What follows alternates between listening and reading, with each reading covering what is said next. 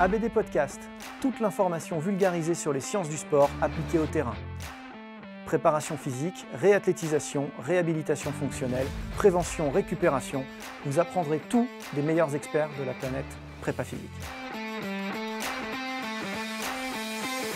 Bonjour à tous, Aurélien Broussal-Derval pour un nouvel épisode ABD Podcast. Je reçois une nouvelle fois Reynald Choquet. Bonjour Aurélien. Eh ben c'est cool, maintenant tu connais le chemin. On a eu du mal à organiser le premier, mais c'est vrai. On enchaîne. Ouais. On enchaîne, génial. On fait bien.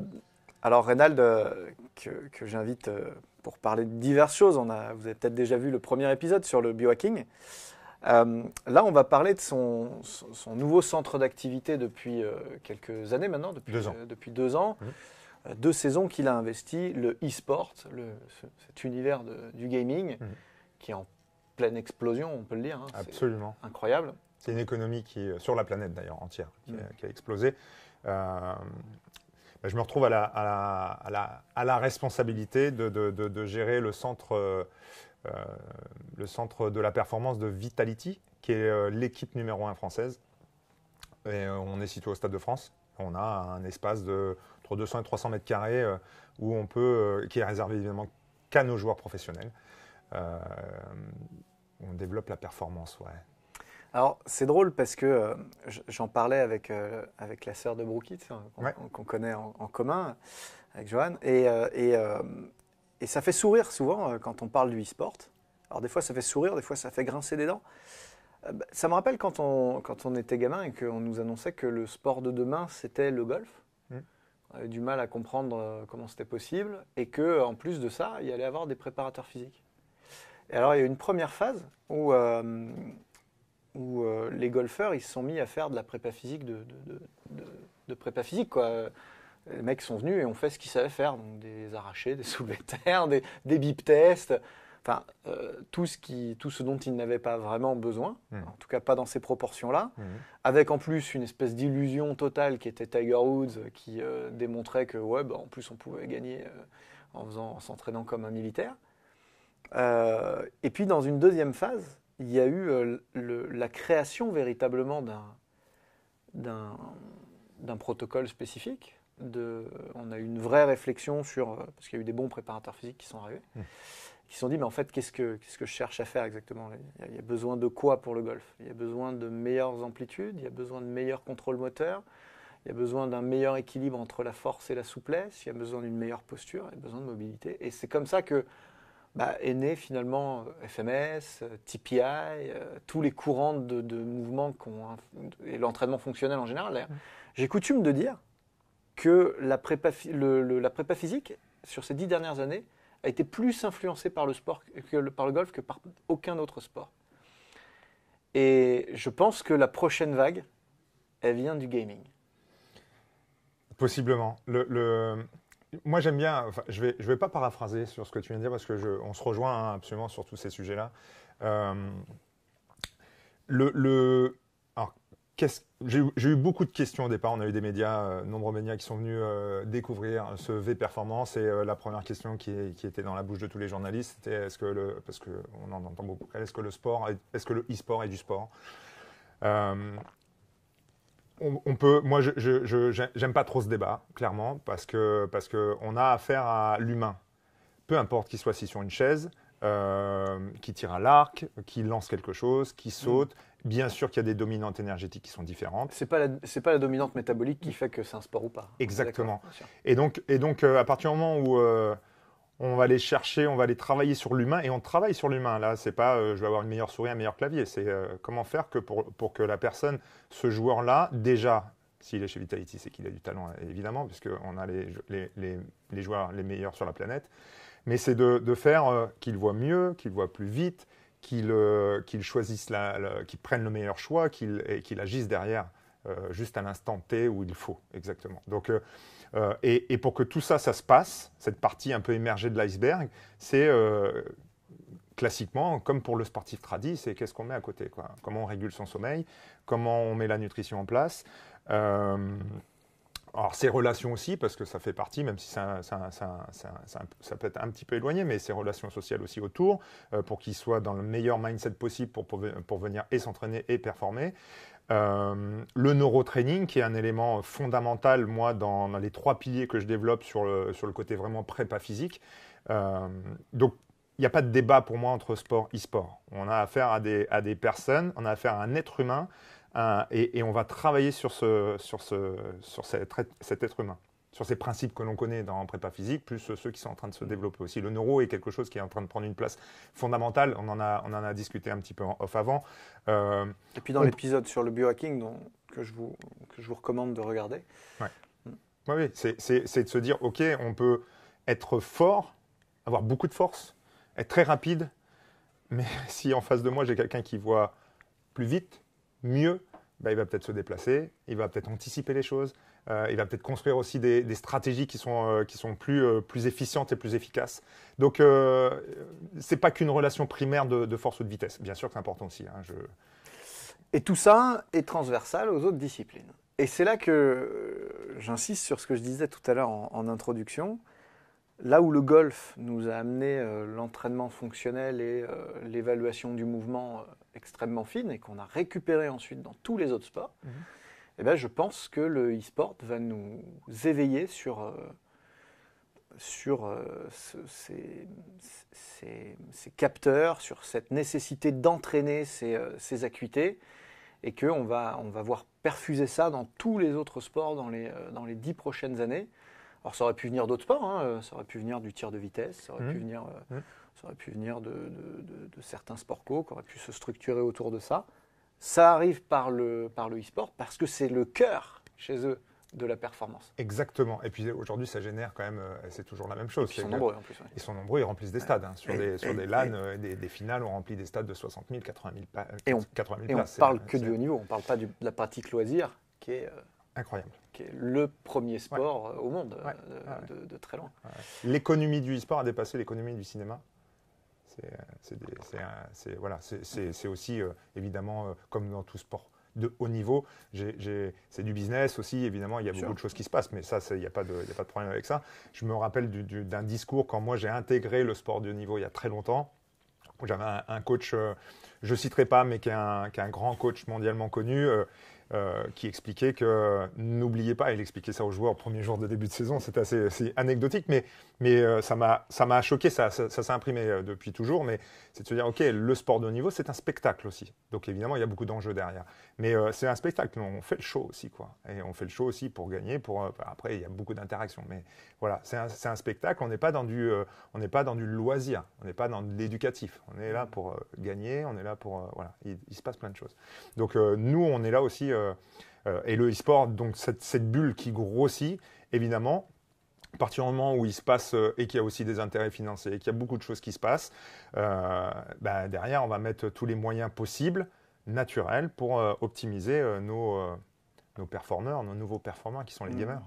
Ouais, du coup, toi, tu arrives dans ce champ vierge, c'est passionnant. Quoi. Absolument. Il faut tout inventer, tout structurer.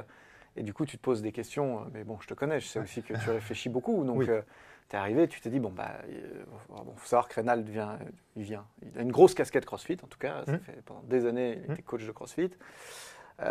Donc, il arrive dans cet univers-là. Forcément, tu te dis, qu'est-ce que je leur fais faire à ces gens qui sont assis sur une chaise pendant toute leur pratique Parce que les meilleurs coachs sont ceux qui n'arrêtent jamais de se former, parce que vous n'avez jamais assez de temps pour vous et pour votre passion, parce que rester au top de nos métiers en constante mutation est un game changer pour vous démarquer de la concurrence, eh bien j'ai développé une série de formations en ligne qui vont vous permettre rapidement et à moindre coût temporel comme financier de rester à la pointe des connaissances théoriques et scientifiques, à la mode des techniques et exercices de terrain.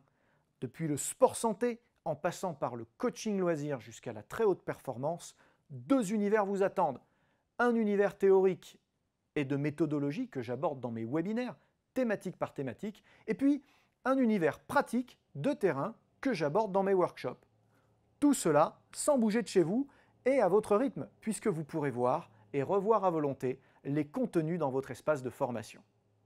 Pour agrémenter votre expérience, du contenu téléchargeable inédit et des quiz pour confronter vos nouvelles connaissances.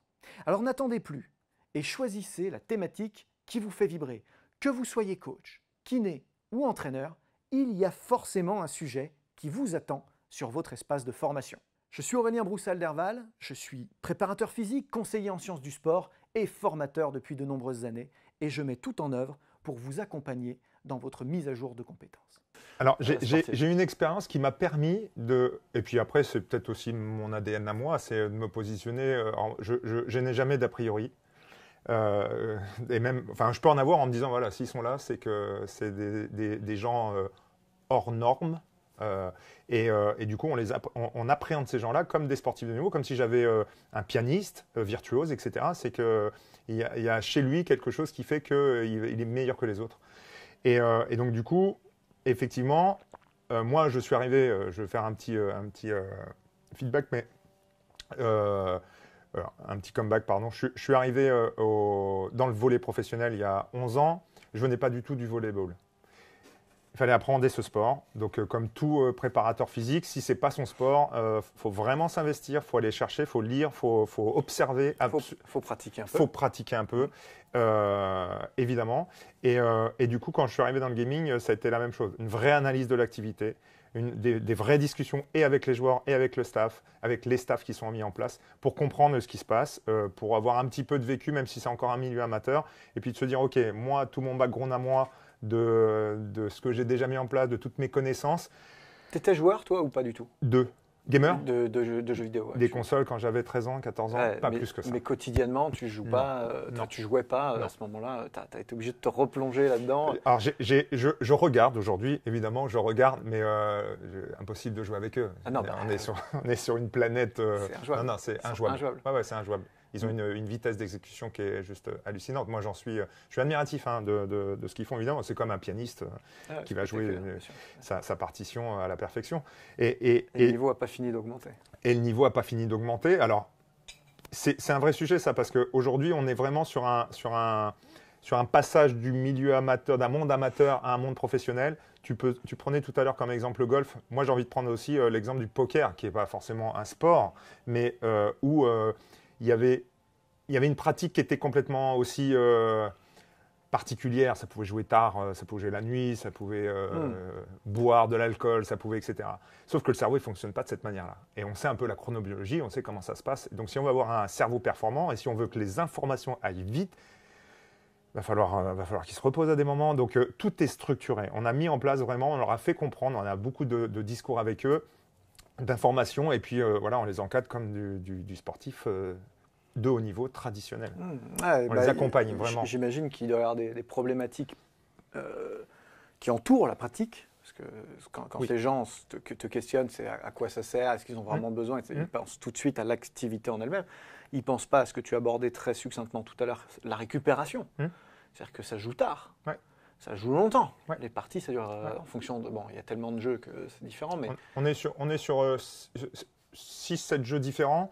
Et effectivement, on a des contraintes, mais comme dans n'importe quel sport, à des moments, quand tu sais que ces contraintes, tu ne peux pas les changer, bah, tu vas t'adapter. Et je sais que tu as des modules sur la programmation, mais tu fais avec ton anamnèse. Okay. On a un jeu où...